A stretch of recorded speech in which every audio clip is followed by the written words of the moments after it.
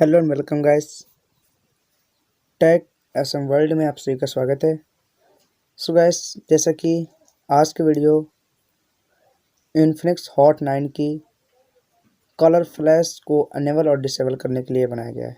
So guys, अगर आप इस चैनल पर नए हैं तो चैनल को सब्सक्राइब कर दीजिए और बगल वाले घंटे को ऑल पर क्लिक कर दीजिए। इससे क्या होगा कि हमारी जो भी नई वीडियो आएगी इसका नोटिफिकेशन आपको सबसे पहले मिल जाएगा। सो गाइस, चलिए शुरू करते हैं आज का वीडियो। फ्रेंड, सबसे पहले आपको क्या करना है, उसके लिए आपको फ्रेंड अपने डायलर पर जाना होगा। डायलर पर जाने के बाद सिंपली इसको क्लिक कर देना है डायलर पर।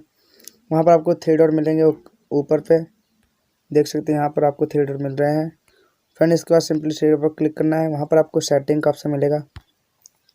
सेटिंग कर क्लिक करते ही जैसे आपको फ्रेंड काफ़ी सारे ऑप्शन मिल जाते हैं। Display option, sound and vibrate, calling account, blocked numbers, voicemail, flash for calls, availability.